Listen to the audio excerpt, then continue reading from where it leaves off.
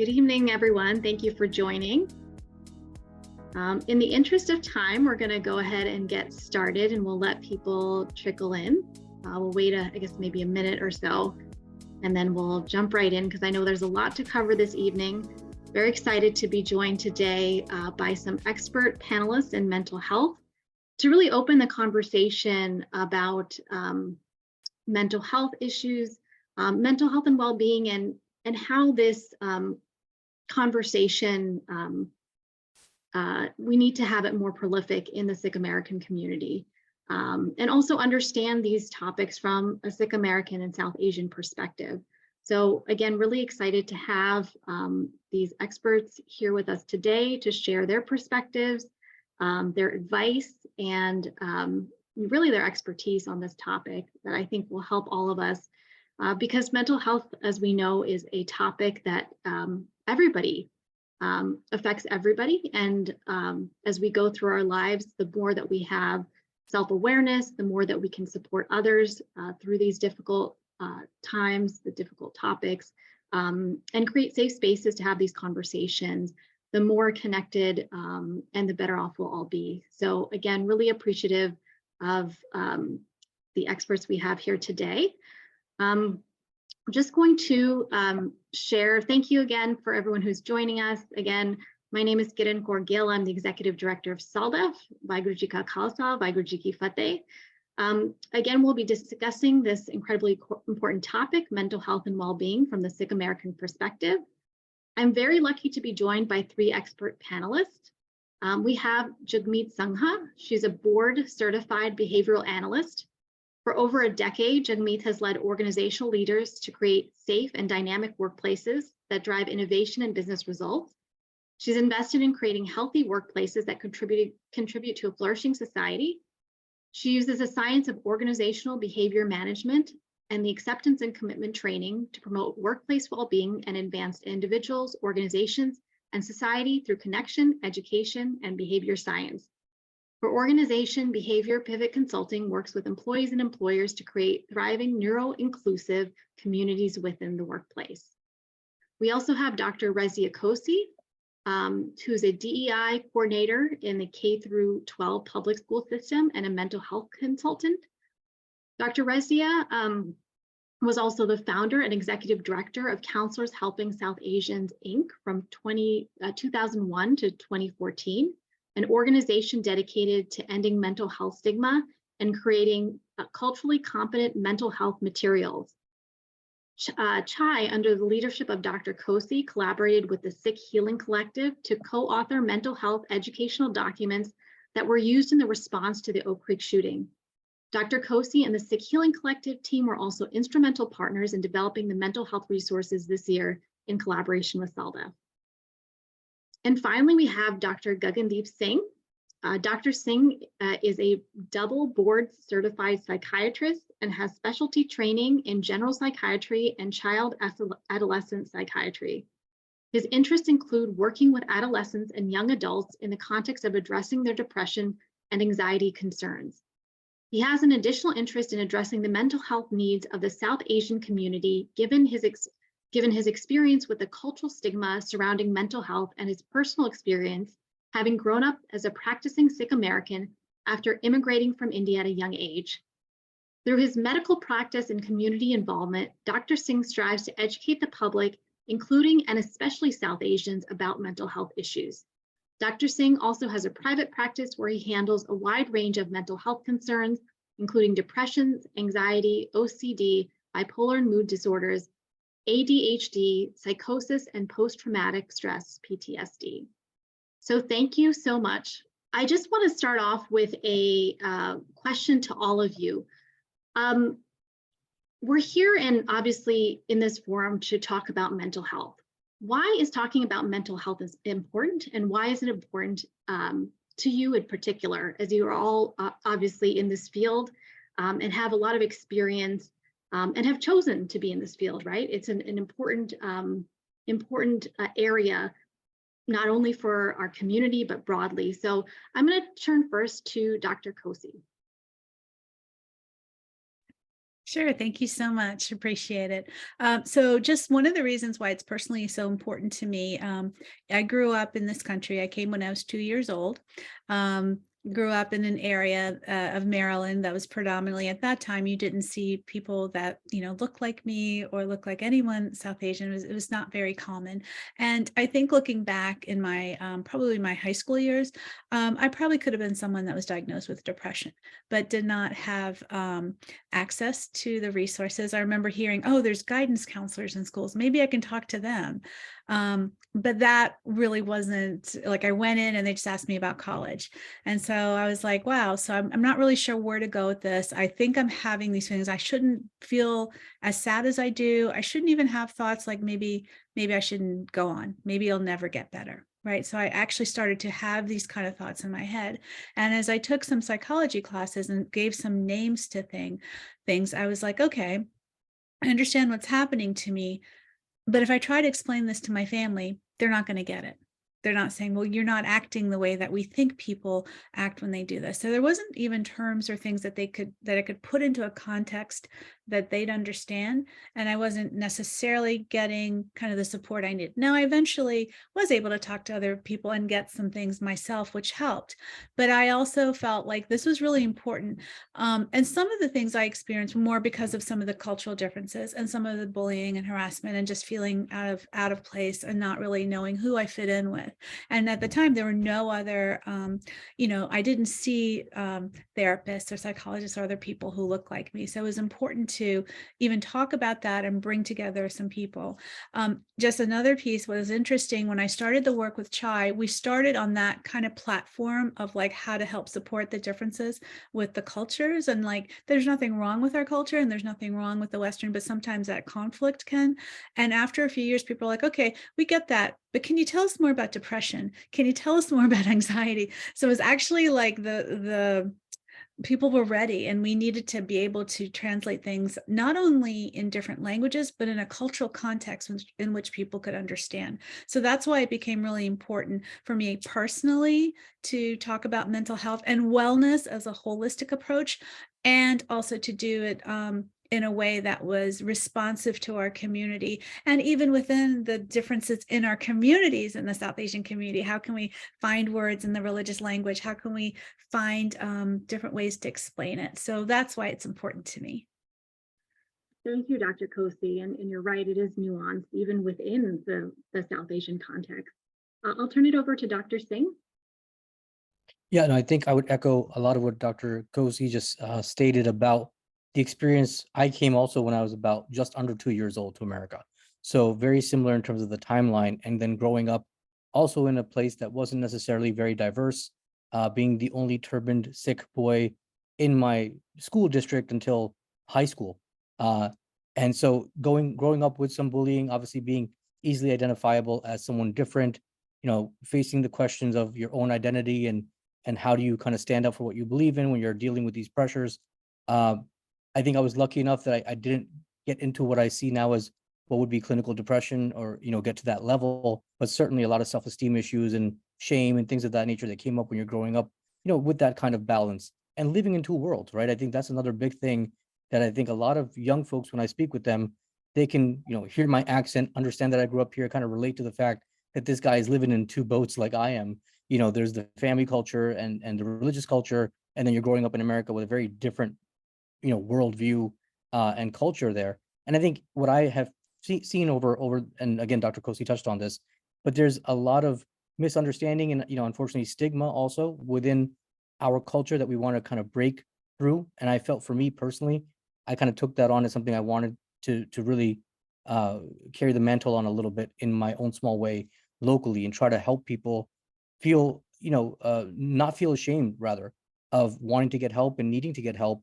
and seeking out resources when they need it. And as I learned in my training and learned in my undergraduate and graduate studies, the idea how mental health, why it's important to me in a more broad sense than just individually from my experience is how much I've learned about and seen how it affects all facets of our life, right? If you have mental health symptoms, you may be struggling with the emotional side of depression, sadness, lack of interest, isolation.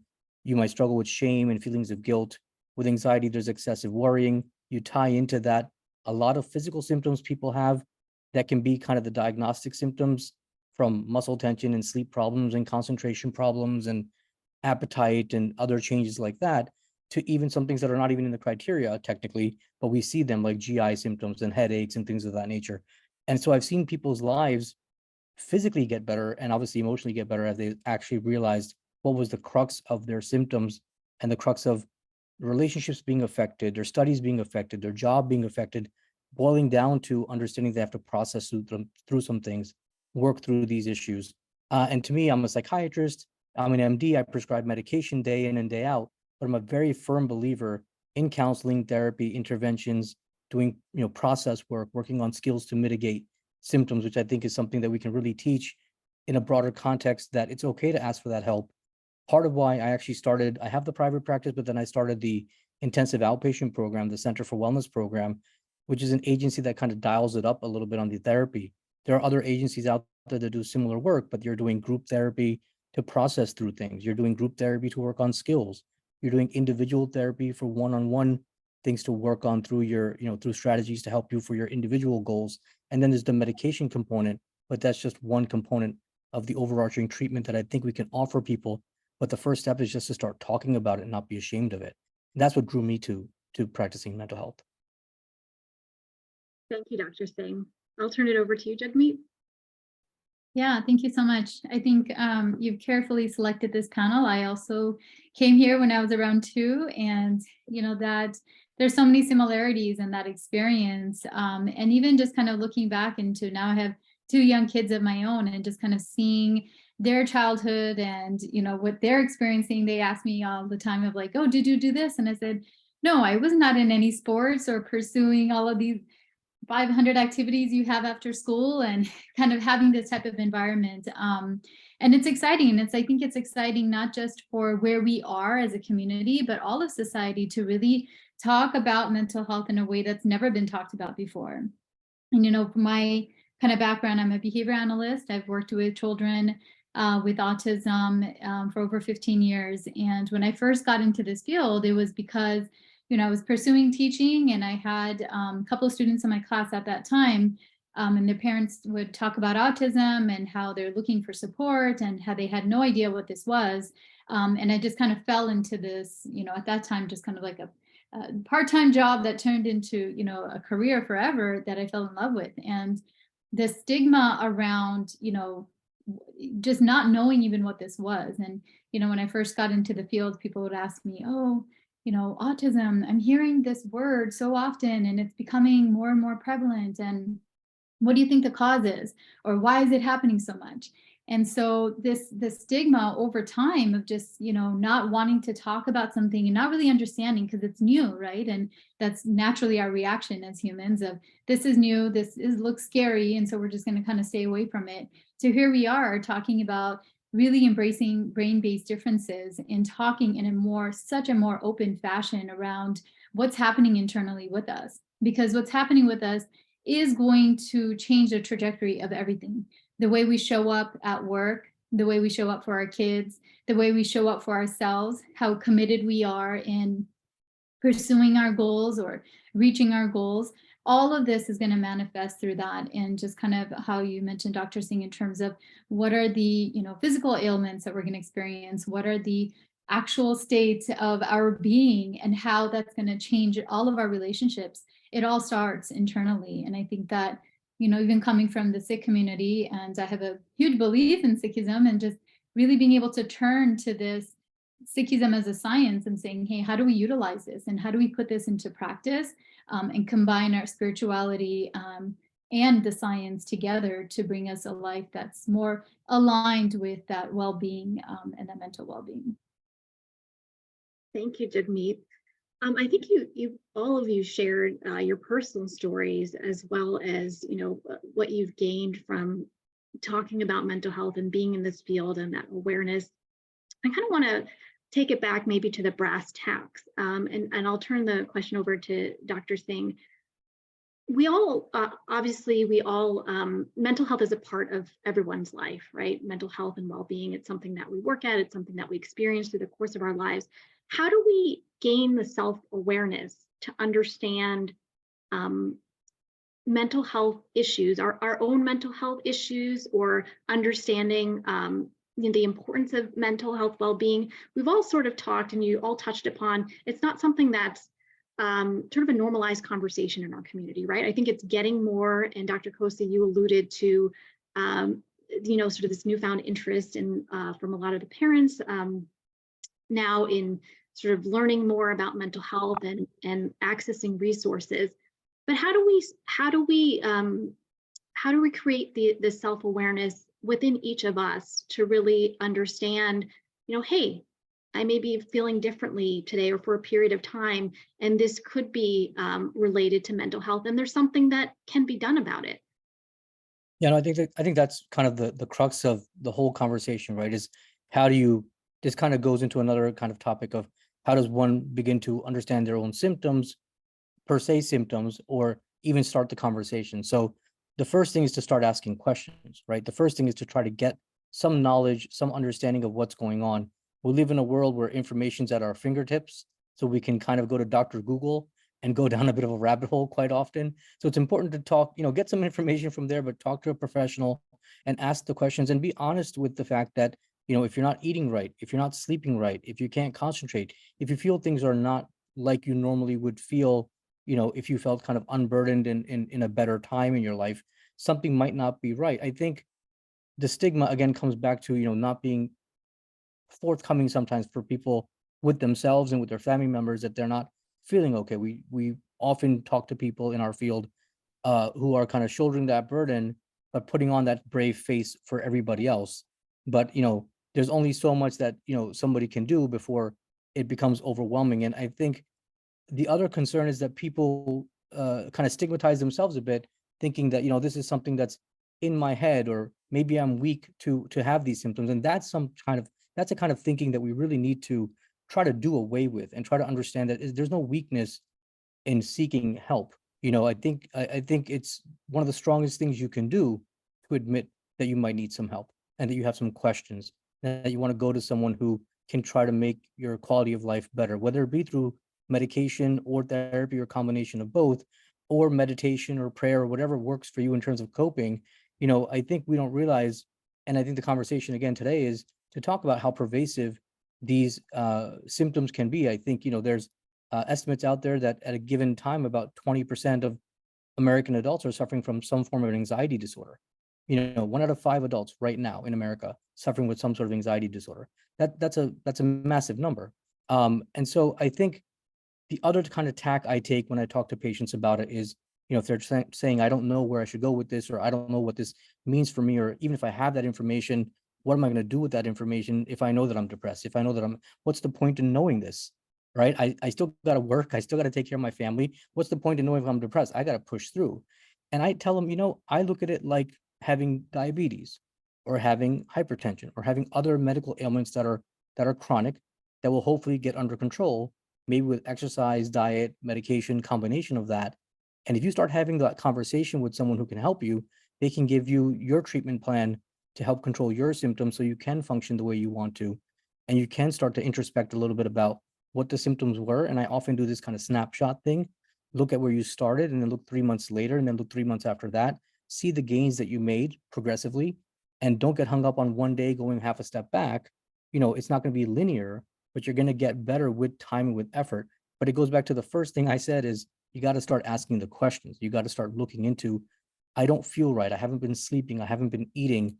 I've been tearful. This is not normal for me. What's going on here? Just as an example of, trying to get some insight into these things.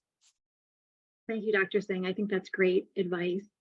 I'm going to turn the next question over to you, Dr. Kosi, because you talked in your introduction about creating culturally competent resources and, also translating that into different South Asian languages, right? There's obviously a number of different cultures under the South Asian umbrella. How did you find, was that a difficult process? Is there language that conveys these concepts, mental health concepts, better than others? And one thing I just want to point to that Dr. Singh spoke about is, you know, a lot of times when we think of, or when mental health is talked about, right, or these issues, it's denoted as a weakness. And really that's not. It's a strength to be able to be aware of how you're feeling and take the steps to work through it. Is that also something that you found, this sense of sort of, I guess, a quote unquote resilience? How does that play into the language that we use when talking about mental health in our community? So I'll address both parts there. So the first part was about, wait, was it the weakness question? Was that the first question? Or was that the second? It was about the language. Yeah, the language. Okay, so the language. So that's a great question, because some things are not, there's not a word for word translation. So back when we're actually, and Chai has a number of different, like the things on schizophrenia and things on anxiety, but the word schizophrenia doesn't have a translation. And even the word hallucination, where there's something called, auditory hallucination, you're seeing things that aren't there, or visual hallucination, or I'm sorry, visual is seeing things that are not there, auditory is hearing things, and there's no word for that. So the person who translated put the word dream, and that wasn't really the right translation, right? So they actually just put the word schizophrenia, and what we said was these things, even though they're translated, need to be also, as best, reviewed by somebody who's also a mental health therapist who also understands the language, because many concepts are coming out of the Western world. So some words aren't translatable, like we cannot put that into there. There's no literal transliteration. However, there's other concepts that might need, that could be understood in a different cultural context. So sometimes, unfortunately, one that is common in some spheres is that if people are having either hallucinations or are having a lot of negative response or are very angry, they'll say like a concept of like there's evil in them, right? There's some kind of evil. And so sometimes people may go to some things, either the most one approach is they need to be more steadfast in their prayers, need to be more religious. While spirituality can play a role in healing, that alone may not heal people. Just the same, if using a medical analogy, with cancer, yes, we know that prayers and spirituality will help a person in the healing process, but you still have to go and heal and like take care of the cancer. You have to either, go through surgery to take the cancerous piece out, or you need to do radiation. So there's other paces that need to go with it. So in terms of that, the language may not completely relate, but we also have to see how is it being understood in the cultural context? And is it something that is supportive to the person's healing, or is it further traumatizing to the person and further shameful, not only to them, but to the family? Because the other thing is the family now carries the burden. They have done something wrong, and then this person is acting in the way that they are. Substance abuse is another one, right? It's not a fault in character.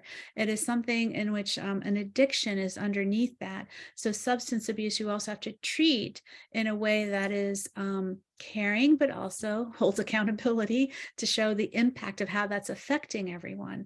And so sometimes there's also a collusion of the family hiding that, especially if it's one of the parental figures that are doing that, or somebody that's held in high esteem in the family. There's a lot of like protecting of that person, but then the children growing up into adults are also carrying that burden of like protecting them, and perhaps also finding other, we talk about dealing with anxiety and stress, but there's really healthy ways to deal with that, but there's also unhealthy ways too, right? So that's another piece that goes into that layer. And then I also got distracted by some of the questions in the chat box. I think I was looking at some of that too. But what was the second question? So it was the language, and then the strong, right? Being strong and resilient. So I also want to add another piece. There is this idea that you need to be strong. Like you don't, like, even the phrase, like, don't cry, don't show any tears, like, be strong. When a strength can be acknowledging that you have these feelings. A strength can be saying, like, I feel like I need support and help right now because I need that. And that can be a sign of strength to be able to say that. I also want to add that this is also difficult as immigrants in this country. And whether you've been here first, second generation, or 4 or 5 generations, because of the way we look, there's this idea that we might always be seen as perpetual foreigners. So I think this layer of not wanting to do anything to show that we're less than, that we can be successful, even to the point of, like, I don't want, my parents sacrificed so much to bring us here and to set up this life for us. I don't want to like burden them with these things that I'm feeling, right? So I think that that's another layer that we have to unpack and say, we have a place here, we're here, and we value being in this country and all that we bring as part of our culture and a part of ourselves. And as a whole full human, we can experience all these things, and it's okay to get the help for that. But I don't think that layer is talked about as much either, that might also be in the background. Like, as someone who's an immigrant, we have to be more than perfect. Like, we can't let on that these things are happening. Thank you, Dr. Kosi. I'll turn the next question over to Jagmeet, because in your previous remarks, you talked about kind of drawing from concepts in Sikh to facilitate mental well-being, to facilitate the healing process. And I'm curious kind of what that looks like for you in your work. If there's things, I know Dr. Kosi alluded to some things that are sort of cultural barriers to both seeking mental health support and sort of recognizing these issues. So curious from your perspective what your thoughts are on those. Absolutely. Yeah, so my background is in applied behavior analysis. And so using that science, there's a lot of accountability in terms of tracking that behavior, right? And so when we're working with children or adults, one of the first things that we're going to say is, well, how often per hour, per minute, per day is this behavior happening, and really to describe it. And so we really have to pinpoint what these behaviors look like in order for us to establish a hypothesized function of why something may be happening.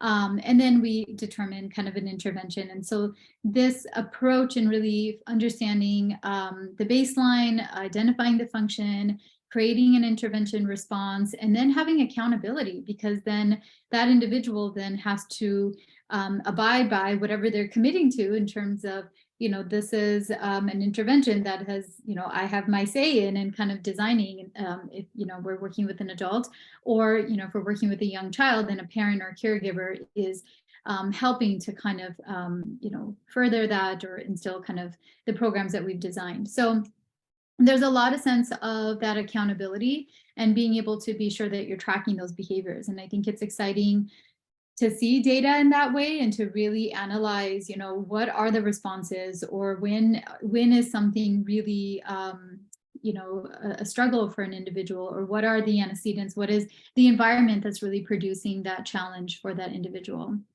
And, as I've kind of been, practicing more in terms of behavior analysis and really understanding and leaning towards acceptance and commitment training, which has been newer in our field over the last 5 or 6 years, this concept of kind of the framework of what we call ACT, acceptance and commitment training and therapy, it really, in my mind, has just aligned so beautifully with Sikh in terms of the processes that it describes. And so really being in the present moment, practicing mindfulness, really diffusing and detaching from your thoughts, using your values as a compass. And so really being in this mindset of you're detaching yourself from those worries. And so you're conscious of, okay, now my mind is getting to these topics and I'm thinking about these things that are not in the present moment. And how do I bring myself back into that present moment? And it's been exciting for me to kind of see both of this framework of something that I'm very familiar with as a baseline for myself of, yeah, this is what I've turned to my entire life. And this is so familiar to me. And then almost represented in this scientific approach of, hey, this is a tool that's, really evidence-based and data-driven, and we know that it's, impactful and it has results. And so really being able to tie those concepts together and wanting to kind of share this idea of like, it's not that you buy one, you get the other one free, but how do you think about what already exists for you, and whether, that spirituality in one case, whether it's, whatever you're practicing, but how do you kind of align that, and how do you build a system that's sustainable for you? And I think that's the other piece to touch on, is that, as experts, there's a lot of systems that we can kind of present or produce, but it really is up to the individual to say, how am I going to get there? What is my pathway? And what is a pathway that makes most sense to me? And I think, really being in that seat of the expert is the individual. And, we can facilitate those conversations, and we can really help them design and find that pathway, but really being able to find that internal kind of, I'm going to commit to this, or these are my values that I'm driven by, and being able to pursue them in that way, it can be really helpful. Thank you, Jagmeet.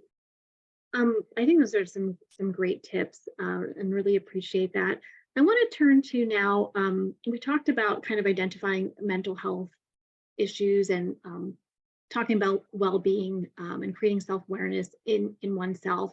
But I know a lot of our community, we're also supporting others, right? Broadly, our Sangat, and particularly our children, right? Sikh American children. I know there's been several studies done. Over 60% face bullying issues, struggle with just balancing, integrating cultures, integrating into systems here. So I'm curious, how do we approach conversations with children? How do we open conversations? How do we create safe spaces? What type of language do we use? And I'm going to turn this question over to Dr. Singh. Yeah, no, thanks for the question. I think there's two facets to that. One is, the conversation, obviously, but also how to identify in kids what's going on. And it's a little bit different sometimes between adults and kids. So in my practice, what I see, there are symptoms, especially as kids become a little bit older into adolescence, they might look more like, having adult patterns of behavior. And you look at sleep and energy and appetite and concentration and physical symptoms. You look at their reported sadness, their reported interest, their reported worry. But a lot of times, younger kids especially may not be able to report all of that. And I think a wonderful tool to use to try to get at the kind of meat of it more is to use art therapy or play therapy. Let them kind of engage in something a little bit more free form, and try to, not really coax them with questions, but let them a little bit unstructured, put things out there, and then follow up questions on why they're playing with that character that way, or why do they draw this way instead of that way, things of that nature, to kind of open that conversation with the younger ones especially. But then also just in terms of what symptoms we look for if we're going through, again, that quote unquote checklist when we're talking to somebody. Adults, again, will point out things more specifically. With kids, sometimes we'll hear, especially with depression, sometimes anxiety as well, what we call kind of an acting out pattern. So a child that usually was more grade driven, or more cooperative with the rules of the house or things of that nature, might do things that seem more impulsive or more disinterested with school, or the grades might drop a little bit, things of that nature. Now, obviously, that might come from a disinterest, a disengagement, a lack of motivation, difficulty with concentration and energy, but they may not always connect that dot. They're just going to see that I'm not doing that well in school, but I don't feel like I really care kind of thing right now. And the parents might be at a loss. I mean, not to be too to paint with too broad of a brush here, but the South Asian community generally tends to focus a lot on academics. And so a lot of the young folks that I see, one of the warning signs to parents is, my kid's grades dropped.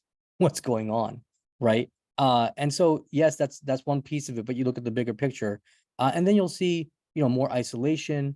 A lot of young folks, a lot of kids, and younger kids and adolescents, will see a lot of irritability.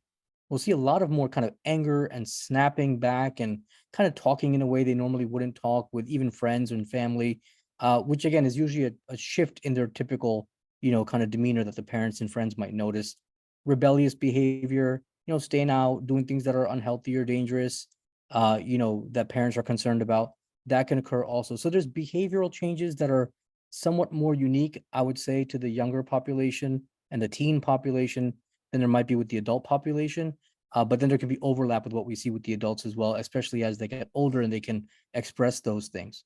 And then, so as you're talking to the kids, I try to help them separate. I mean, I think a great thing we just talked about, that Jagmeet just talked about, was kind of the mindfulness. I'm a big fan of kind of talking about grounding, staying in the moment, using some like a 5, 4, 3, 2, 1 grounding technique or a breathing technique, things to kind of bring you back in the here and now, which is probably outside the scope of this, but there's certain techniques you can use, to kind of get back to here and now and not over worry, overthinking, get into the future too much or get into the past too much in your own mind.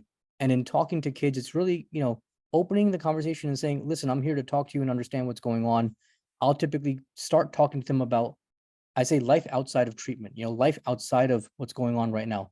Tell me about home. Tell me about your interests. Tell me about your friends. Tell me about the girl you like, whatever. And then we'll start talking about, okay, so what's been going on? What's bringing you here? And then I'll use a fair amount of cheesy dad humor and self-deprecating humor. And again, because they see a brown dude with a beard and a turban speaking in an American accent and cracking these dorky jokes, I think it kind of lets their guard down, especially the South Asian kids, realizing, okay, this guy kind of speaks our language, even though he's like an uncle, right? For them at this point, I'm an uncle. So, that I think really helps to bring it down to I want to say friendly conversation. Obviously, we're not trying to be friends, but kind of a more open and honest conversation. And you'll get a lot if you just let the kids kind of take the reins on the conversation. A lot of times I'll say, where do you want to go? What do you want to talk about? What's important to you to talk about in this conversation? Along the way, kind of peppering questions that have to do with some symptoms here and there to try to educate and say, hey, you're not sleeping that well. You've been feeling a little bit more angry. You've been feeling more sad, you think there might be something else going on here with, there's something called depression. Let's talk about what that means. So kind of let them take the reins and then kind of pepper with questions a bit. Obviously, if you see that your child is acting in a way that's not like them, appears sad, appears to be isolating or tearful, heaven forbid there's any self-harm kinds of thoughts or actions, you want to get them evaluated by a professional to see what the layers are that are going on. I don't want to get too, far into the weeds, but there's also, could there be bipolar disorder depending on family history? Is there ADHD that's causing them to struggle in school, which is why they're depressed and anxious right now? But the crux of it is a concentration deficit and an executive function problem from ADHD. So we're seeing the surface of the depression, but below that is there's a reason that they're struggling to keep up now. And they didn't have that issue when they were in 3rd grade, but now it's much harder for them in 7th grade. So there's all these layers that you want to tease out. I say that it's kind of on my website, this cheesy quote that I have, but the idea that, psychiatry is as much an art as it is a science, right? You really have to try to let that picture be painted fully by the person you're talking to get the whole, tapestry of what's really going on. I hope that answers the question a little bit. It does. Thank you. Yeah. And I think we also have some great questions in the chat, which we'll get to just in a second. Can I just add 2 quick things? I was going to say, just like kind of, if anyone in here are parents, and you'll know at different ages, you have to respond to them and open up that space differently. So one, it's a simple thing. My kids are grown now, but one simple thing I used to do at dinner time, and it worked all the way through adolescence with them, was like 3 good things that happened today and 3 bad things. And you just kind of get to hear, because you ask them, how was school? What are they gonna say? Fine. What'd you do? Nothing. What'd you learn? I don't know. Right? Like, you're gonna get that response. But then you get to hear, honestly, what in their mind was good or what in their mind was bad. Right. And so that's just an opening. And the other thing with adolescents that I learned, and again, this is also my and again, it's a little different when they come to see me in a therapy session versus your own family. So these are tips for your family. I found with adolescents, it's on their time. Right? Like, it's all of a sudden they just want to, like, we're in the car and they'll start opening up or something, or all of a sudden. And so I have to be like, oh, they're talking, put it down, because this is the opening. So just remember that the little ones, you can they'll go with you. But the other big thing is modeling. Telling them, And your three good things and bad things. I had a frustrating naming. I had a frustrating day at work because of X, Y, and Z. I felt angry with blah, blah, blah. And naming and modeling yourself as the parent or adult can be very powerful, because it's also a way for young people to see and then identify. And when you talked about like the mindfulness or even the breathing, one time we got into a fender bender, and my child was like actually on the phone. I was one driving, my child on the phone didn't even pay attention, but realized something happened because, well, number one, I said something I shouldn't have, and then noticed like he said, "Oh yeah, I noticed something because you took a deep breath before you got out to talk to them. You took a deep breath, you got your thing out, and you went and came and come back." And I was like, "I did," and they're like, "Yeah." So they had watched all along. They saw before I had to do something, like I take that breath to kind of calm down. So again, the modeling as a parent, as an adult, is really important, especially with things that where you're actually learning how to name your feelings. You're teaching your children this. They're watching, they watch a lot. They're paying attention to everything that you say or don't say and what you do. So I just wanted to add that too. Sorry. Yeah, thank you, Dr. Kosi. Yeah, as I mentioned, I'd like to get to the questions in the chat, but before we do, I did just want to turn it over to Jagmeet, because I think you have some interesting perspective based on your expertise in working with neurodiversity. So identifying that in children and families, and anything you can share that would give our audience insight into how to effectively work with and support those with neurodiversity. I guess I don't know what the right term would be. Neurodiversity needs. Yeah. I want to come back to both of the comments that were just made, because I was shaking my head very hard and smiling in terms of agreeing with these points. And I think it'll tie in really nicely with this concept of neurodiversity. I'll begin with defining it. Neurodiversity really is a social concept. It is not a medical term, and it really refers to the differences in our brains. So there's 4 of us on this, webinar right now. There's 4 brains. However many people are listening to us, that's how many different brains are showing up in this space right now. And so each of us are taking in information differently. Our filters are separate. Our learning histories, our traumas, all of this is kind of compiled into how we are understanding this moment and what we're taking out of this moment. And so this idea that neurodiversity is just like biodiversity, it's just as the environment is in the natural state, it's very, very important. Now, neurodivergent is an individual whose cognitive differences, his brain-based differences may be different than what's considered the social majority of what is normal. So what is neuro majority? So if the normal way or the typical way of development or thinking is this person thinks or develops a little bit differently. And so that's where words or labels such as autism or ADHD, Tourette's, those types of conditions, you can say, kind of fall under that umbrella. Now, this idea of neurodiversity has really kind of come up. It was first established back in the 1990s, but it's really come up very strongly over the last couple of years, because a lot of the individuals that were receiving this behavioral therapy over the last decade plus are really speaking up and saying, we want an opportunity to be our authentic selves. And so when we engage in stimming behavior, for example, in autism, it may be very common that somebody is flapping their hands, or maybe they're rocking back and forth, or maybe, they're repeating words. And those types of behaviors where we think, oh, that's embarrassing and stigmatizing, and we want our child to stop that. Well, we need to really reframe what that means. And so this entire webinar, I've been playing with the clip. If I had something else here, I would have been playing with that. And that's just a coping mechanism. It's just me, saying, okay, we're talking to people. I should probably say the right words, and I'll hold on to something as a coping mechanism for myself. And we all do that. There's different ways that we have these sensory needs that we engage in our environment with. And so if it's kind of, done discreetly and it's not bothersome to anyone, then it's not a big deal. But all of a sudden, if I had it out and I was kind of playing with it, maybe that would have derailed, our conversations. And so how do we kind of shift our thinking in that social context? And so, Dr. Singh talked a little bit about how do we create those environments where somebody that's really thriving and passionate about something, how do we get them to come into contact with more of that? So we can start to see, like, yeah, you're really good at these things. You have this strength and you have this ability. Let's give you more opportunities to shine. And then, Dr. Kosi talking about this accountability, it has to come from caregivers. We have to be able to share our stresses and our traumas and our fears with our kids, and be open about it, because the more that we are, the more we're modeling to them of, if I need help, these are all the avenues that I can pursue, and these are the ways that it's okay to have a bad day, and these are the ways that I can build myself back up from that.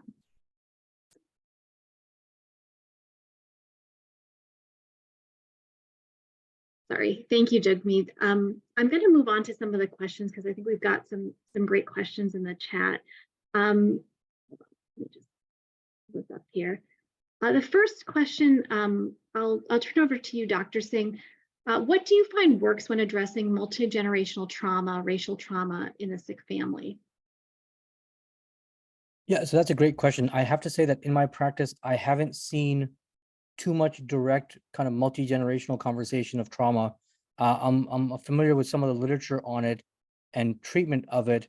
What I've found in general is allowing, the child to express kind of, or young adult, to express what they're feeling right now and try to help them relate it back, what they can understand of what's been passed down. So, multi-generational trauma is basically what's been passed down. There's gene expression from what we know that can be affected by trauma. There's obviously modeling behavior, as was spoken about earlier, in a different way that can be passed down in that way. And we see, with all different types of anxiety and trauma responses, we see kids who see the parent on this kind of fight or flight, in this fight or flight response, and then they develop a similar or sometimes same kind of response to certain traumas. I was just talking to a young person today who was talking about that with they're not a Sikh individual, but a young person talking about their parents' trauma about the father, or sorry, I believe the mother struggling with alcoholism, the maternal grandmother, and then the mother having her own trauma from that, and kind of creating this trauma for this child who, is a young adult, late teen, and whenever he hears about substance use or something like that, he has kind of a visceral emotional reaction to that. So I think, helping the parent heal their own trauma may be a step in this. Again, not something I do typically on a day-to-day practice, but helping the parent understand their own trauma so they can heal, so they're not kind of exposing again their child to that trauma, and then letting the child work through separately that individual trauma as well. But I think, again, in terms of the Sikh population and the Sikh diaspora, I have not seen that directly brought up in my practice, so I can't speak to what I've seen work in that. Okay, Dr. Kosi, or Jagmeet, would you like to weigh in on this?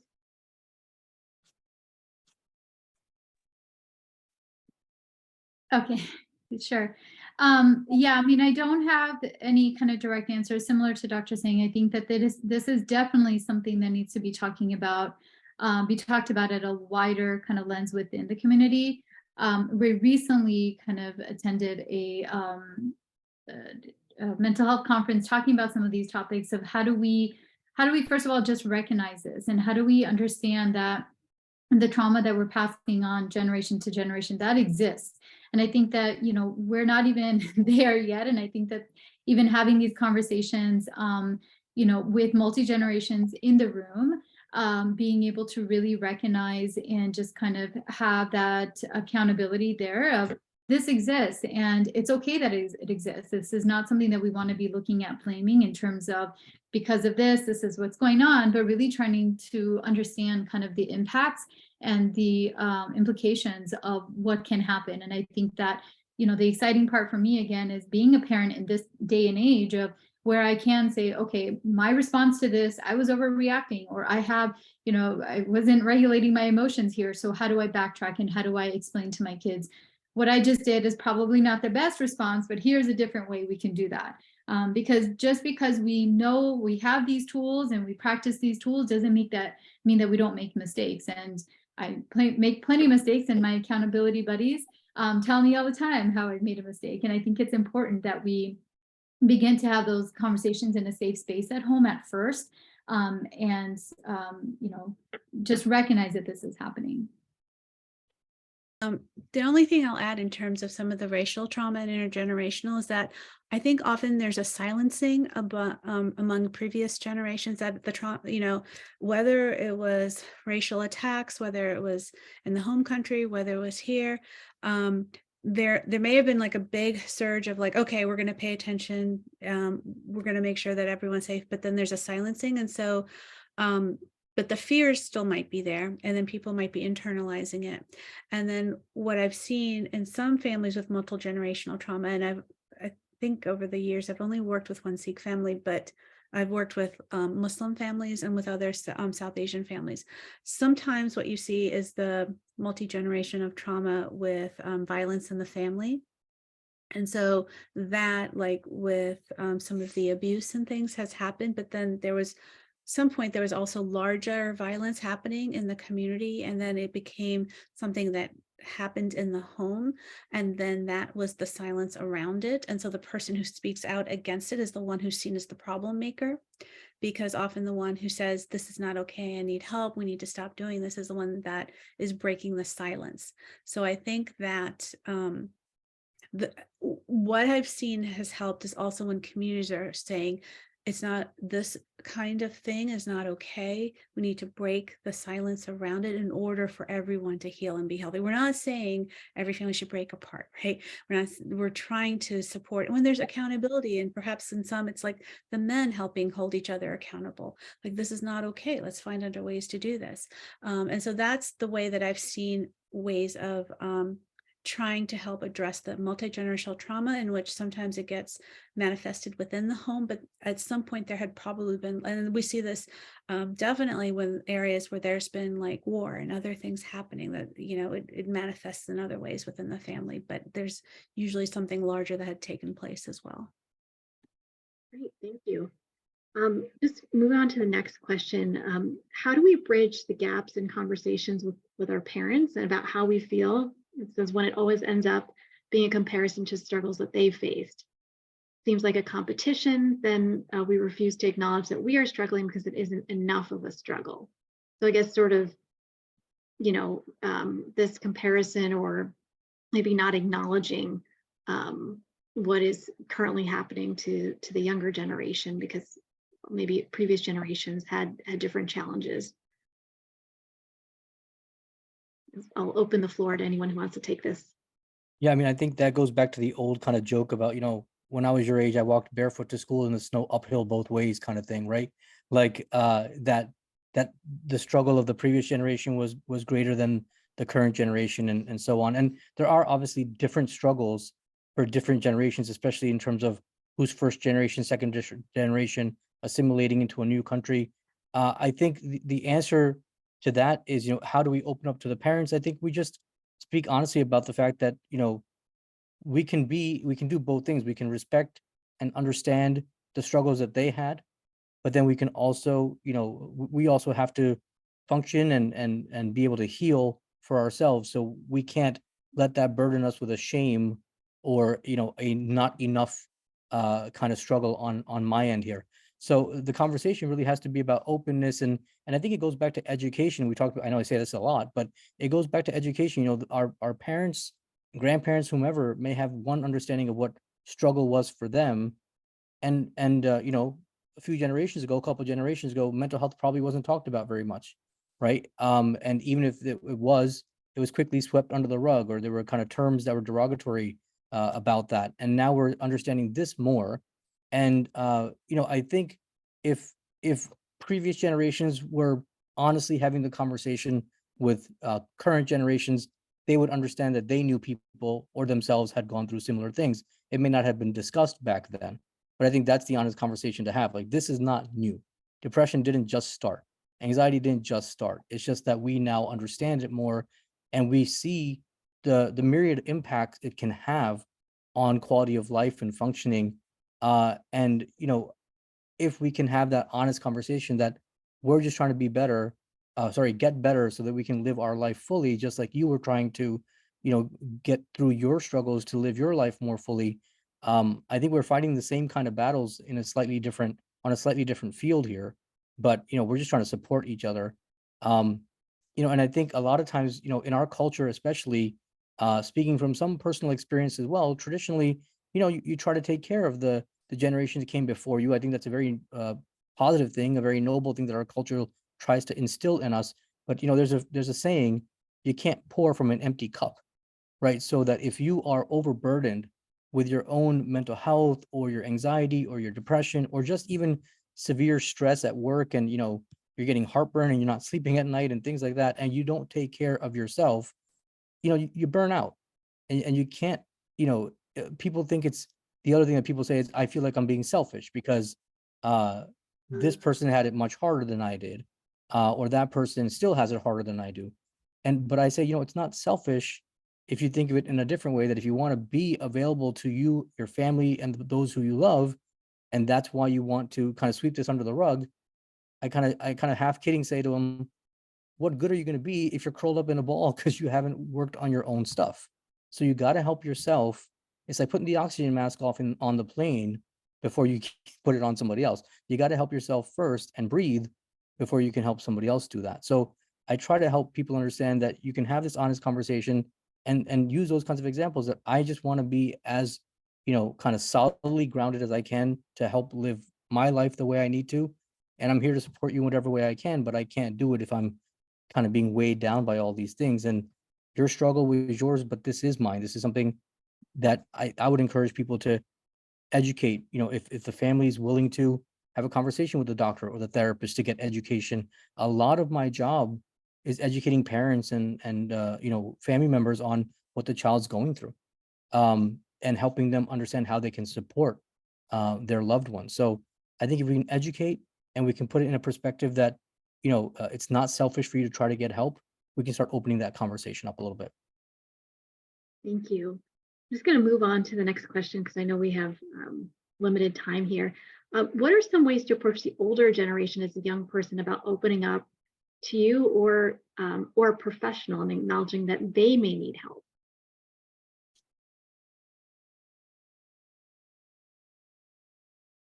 I think our gurdwaras serve as a really good platform where I think, some gurdwaras I've seen are doing a lot more of these events and holding these conversations in that safe space. It's a safe that's already has that trust and that rapport within the community. And so being able to, again, going back to this concept of modeling of like, if so-and-so is there and they went and talked to the professionals or the experts and are pursuing this for themselves, maybe it's not a bad idea that I do it for myself. And I think also to that first question is, how do we even open up these conversations? Well, maybe if we use a Gurdwara as a platform to talk widely from that perspective of, why this is important, and then be able to connect it back to maybe some of those principles that can really resonate with the, older generation.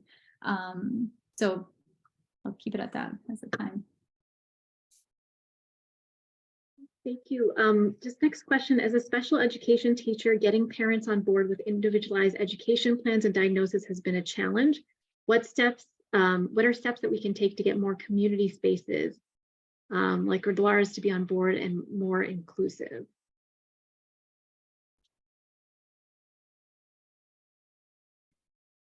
And I think, again, the more education in the community about what an IEP is, why is it beneficial to the child? There's a lot of myths and misperceptions about that. I find that across the board in the South Asian community.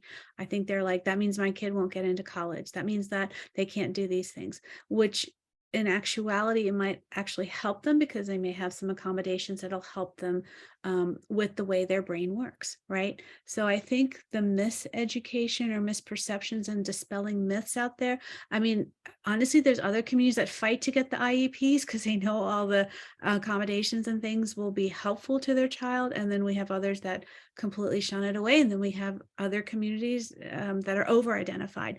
So it's an interesting perspective. I work with different racial and ethnic groups across the board, but I think the more that we can educate families about why it can be helpful to the child, I think that would be something, and again, bringing it up in the spaces where they're most likely to trust the information because of the people sharing it with them.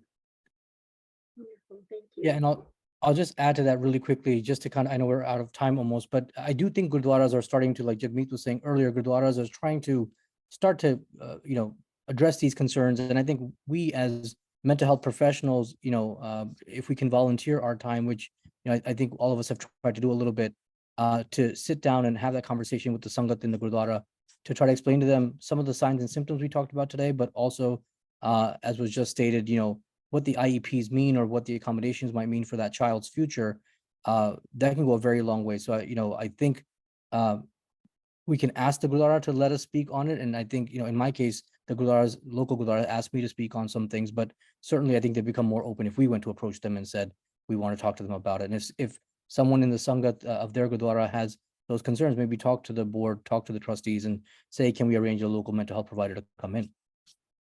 Yeah, no, I think that's a great idea. Thank you, Dr. Singh. Just a couple more questions. I think maybe we can probably address this with the resources, but I know there's a question about depression and not wanting to take more medication. If there's something that you would suggest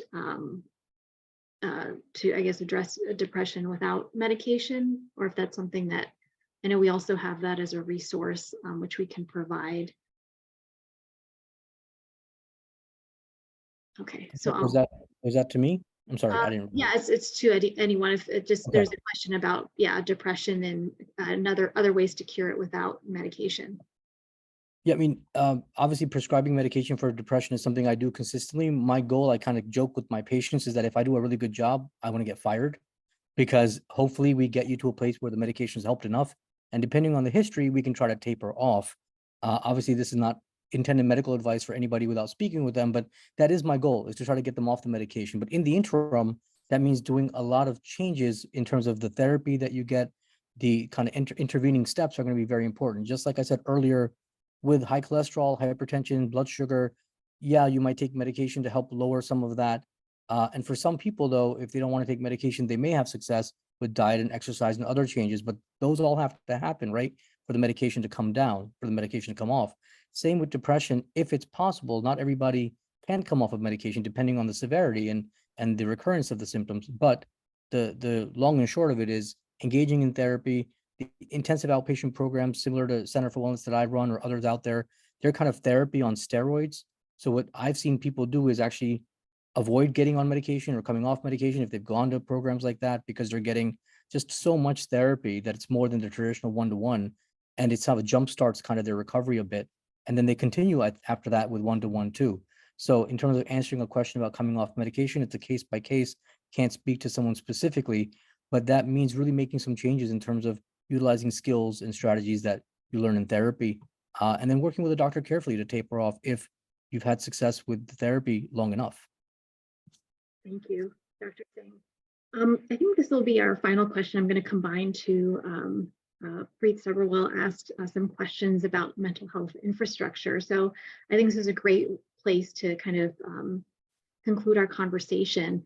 One is, he says, when he first started, or I guess, not sure, when I first started in this field, there were not many Punjabi Sikh identified providers. That has quickly changed over the past decade. However, these providers are still working and functioning in silos. How do we connect better as Punjabi Sikh providers and work to serve our communities? And the following question was also, how do we take these types of conversations to community? He says, because I facilitate or attend workshops like this, it's usually providers and leaders that attend. These attendees are already having conversations among themselves and have worked past the stigma. We need to target those that aren't having these conversations. So how do we engage in community dialogue? So again, how do we connect better as Punjabi Sikh providers and work together to serve communities? And how do we engage in more community dialogues? So we'll end with those two questions. And I'll turn it over to all of you. Can maybe we'll go do a rapid round of response. Do you want to start, Dr. Singh, since you're unmuted? Sure. Okay. So I was going to say, kind of we've touched on these topics a little bit, but I think engagement, especially with Punjabi Sikh community, would be in the Gurdwara, I think would be kind of one major place to go. And I think this comes to a little bit on the mental health provider's shoulders too, to say, can I give some of my time? Can I ask the Gurdwara to do a quick kind of educational presentation, maybe at the Khalsa school for the kids, and then after the darbar for the actual sangat, the adult sangat. And I think that's a big part of it. The other thing is there are associations out there. There's NAMI, National Line on Mental Illness, and then there's also in New Jersey the subchapter is Samaj, right? So for understanding, right? So the South Asian Mental Health Association of Jersey. So they have a lot of knowledge base, I think, about obviously the cultural aspects of it. That's a great point by the question by the person who wrote the question, that a lot of folks attending these things may already have worked past the stigma. So how do we work to kind of spread the word more? It's, I think, linking up with Samaj and organizations like that. There is actually back in my younger years when I was still a fellow, there's something called the North American Sikh Medical and Dental Association. And so I had joined them, and then I kind of founded the chapter of the residents and the fellows and medical students that were young, early career doctors. Sad to say that I've kind of lost some contact there, but that's a Sikh organization, perhaps where we can network more, although it's not specific to psychiatry or mental health. So, I mean, there are organizations out there. I'm happy to, not to cross boundaries, but if somebody wants my phone number to ask me questions and stuff, I'm happy to connect and answer more questions. Thank you. Dr. Kosi or Jagmeet, go ahead. Sure. Yeah, Dr. Preet Sabharwal, she's does such a fantastic job of putting on the South Asian Mental Health Consortium. She just hosted the 7th one here, which was massive in terms of bringing together so many service providers. And really this year, a lot of her efforts were around not even just having South Asian people in the audience or service providers in the audience, really expanding that, because South Asian community is not seeking mental health services only from a South Asian service provider. And so how do we create that cultural competency across the board? And how do we put ourselves on the map? And I think that kind of hits so many of these ways of, we have to continuously advocate for ourselves, our community, and be a part of extended communities, not only in our community. And I think, the other kind of piece related to that is, how do we create more role models? And how do we really amplify and celebrate when somebody is a mental health provider, and not just certain providers or certain careers, but how do we really talk about, wow, that person is doing this type of work, and I want my child to also do this type of work. And so how do we amplify that a little bit more, and how do we get these role models to really be celebrated widely? And so that way, again, that can dismantle some of that stigma within that, and create more of that community there. Yeah, I just also wanted to mention, I think Preet has also done some amazing work with getting the South Asian conference put on. And also, I think through the division of South Asian, division of South Asians through the Asian American Psychological Association. That's how I've met some of the people. That's how I originally met Dr. Puni Kalra, who's a psychologist who put the Sikh Healing Collective together along with Jasveer Kaur. And I think that that's where national organizations like SALDEF or others can come in also to do a big call to get the providers who are Punjabi, who are Sikh, in a collective database. I think the DOSA has a national database so that they can also maybe use some of the materials that were created. And so there's some consistency in here's some materials already made, because perhaps some people already are like, whoa, I need to create some things, I need to do some things. And maybe that's another way to make sure that there's a centralized place that people can go to. I know it's not going to always have everyone, but at least the more that the word gets out there, people know where they can go to at least find providers. And then there's some things that could already be made that people can just take and go with. And that might make it a little less overwhelming to try to do it, because I think the materials are really trying to be responsive specifically to the Sikh community. So I think that's another way to kind of bridge that need, and then to start where you can with those dialogues, right? I think people are going to start where they feel the most safe, and it's going to be little steps at a time, and it might start here, but if you come consistently, you'll get deeper and deeper, and then tailor it. It might be gender specific, it might be with youth, it might be with ones who are having chai and chat. You just make it a little different to each audience and make sure the people leading it it doesn't always have to be a mental health provider. I think working in conjunction with somebody that people trust in the community is usually like the best way to have that space really be productive. Great.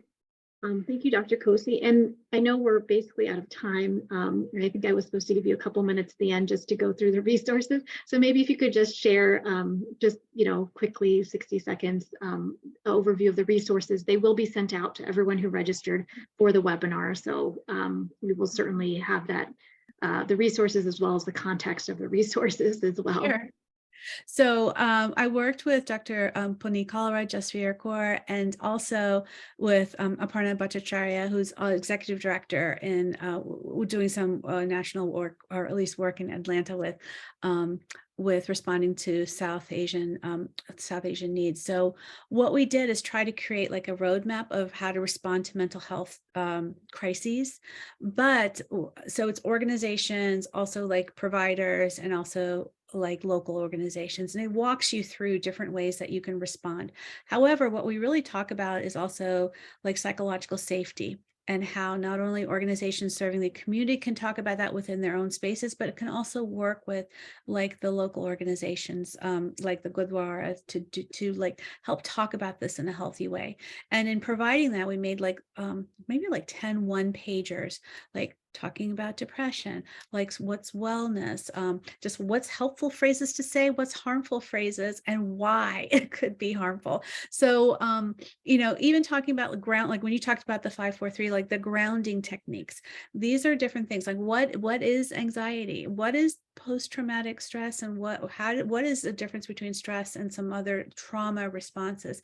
So all these things we tried to make it really user-friendly, really break it down to simple language, and that it can be used to just have the conversation. So that's what the mental health materials are that SALDEF has also created and had readily available through the grant with the Asian American Foundation. So that's a quick spiel of what it is. Yes, thank you, Dr. Kosi. And for all of those interested, you can find the resources on www.saldef.org/mental health. But we will be sending everyone who registered for this webinar a copy of those resources as well. I know we are over time, so I just want to thank everyone who hung on for the extra 13 minutes. There is a lot to cover in this area, mental health and well-being. I think this is really just the start of the conversation. These are conversations that we want to continue to have, to normalize within our community, and really make it okay and safe to have conversations about how we're feeling, things that we're going through, challenges that we're facing, and find the support we need. So once again, I want to thank our wonderful panelists, Dr. Kosi, Dr. Singh, Jagmeet. Thank you so much for your time. Thank you to all who have joined us today. Really appreciate it, and hope everyone has a wonderful evening. Thank you so much for having us. Thank you. Bye-bye.